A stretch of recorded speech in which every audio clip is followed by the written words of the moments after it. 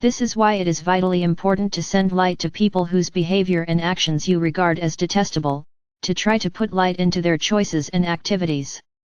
Verbal or written pleas may or may not touch their conscience because that layer of the soul atrophies when its messages to the consciousness are ignored time after time after time, and light reaching them at soul level is the only way to help them. It is true that one to whom light is sent may refuse it, and just as true that only light's healing energy can eliminate hatred, violence, oppression, brutality, and warring. Retaliation in kind never will do it. This is the physics that governs this universe, the universal law of attraction, or like attracts like, that is in constant motion.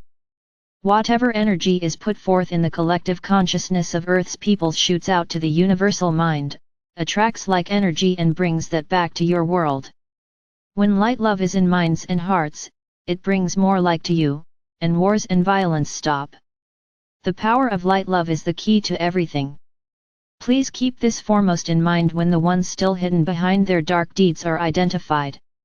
Do not dim your light by focusing on punishment for them, but rather think of them as what they are, the weakest links in the chain of oneness, and send them the healing energy they need to uplift themselves and strengthen the chain for all souls.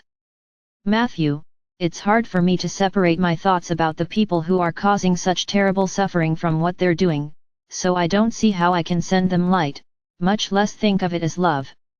Mother, you would turn on a flashlight to guide someone out of the darkness of uncertainty and anxiety onto a path where they are confident and secure, wouldn't you? Those souls have lost their way and are fearful and foundering. Don't think of them as their deeds, but rather what you want for the world. Think of kindness, helpfulness, justness, and sharing. Think about all peoples living in peace and harmony, and send those light-filled thoughts to the souls in darkness.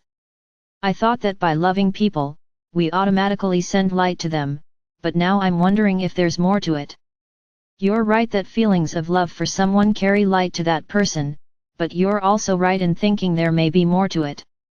So, even though it's not necessary that you understand the sending process for it to be effective, I'll explain how it works. Light is within your spirit, the feeling you describe as light-hearted when something is giving you joy or you're remembering something that was special to you. Think how you feel when one of your dogs comes to nuzzle you, or you hear one of your favorite symphonies, or see a beautiful sunset. It's as if your whole self is lighting up, and that is what's happening. You're actually being filled with light simply by the experience. The light is coming from your soul, connecting with your mind and flowing through your body to produce lovely feelings or an inspirational aha. You didn't have to do a thing to get that sensation, and whatever evoked it didn't have to make any special effort to create your feelings. Simply by your soul's receptivity to the light, you get it. Light, let's call it love, because that's what we're really talking about here. Passing from one person to another is no different in cause and effect, but you may want to initiate it by focusing on someone. When you do, instantaneously the vibrations in your thoughts and feelings reach that person. The energy flows from you along your thought form of intent and intensity, and the same measure of love that you sent goes directly to the energy address you want it to. There can be no false addresses because the intent and feelings are totally clear. The receiver won't consciously know this, of course, but the receiver's soul is aware of the delivery. Most simply stated, being receptive to the light enables spiritual clarity that transcends third density's limitations. Those include prejudice and hatred of differences, acting in greed, judging others for their choices, holding resentments or desiring vengeance, getting ahead by ruthlessness and cheating and lying, controlling others' lives and denying their free will, blindly following dogma or orders when instinct tells that they are not based in godliness. And the greatest of all third density's limitations is fear. Actually, all of those other negative emotions and actions I mentioned arise from fear. It's logical to think that by changing in some of those negative areas I mentioned, you are being light receptive and growing spiritually. Positive changes certainly are progress, but not to the degree you may think if you still feel fearful about personal or world situations. Spiritual growth is learning to live without fear, learning to fully trust the unequaled power of love. As for everyday use of light, mother, let's say love here. In your world love is boundless, yet that isn't recognized even though the word is so commonly used. In simplest terms, love is God's sharing of Himself with all of His creations. Love is the healing force of the universe. Love is within the soul and needs only your allowance of those innate sensations of loving others and receiving their love for you. Love has no limitations, no boundaries to its capacity. In expression, love is treating others with kindness, fairness, honesty, compassion, helpfulness, caring. If love can be said to have ingredients, then those are some of the ingredients of godly expression in action.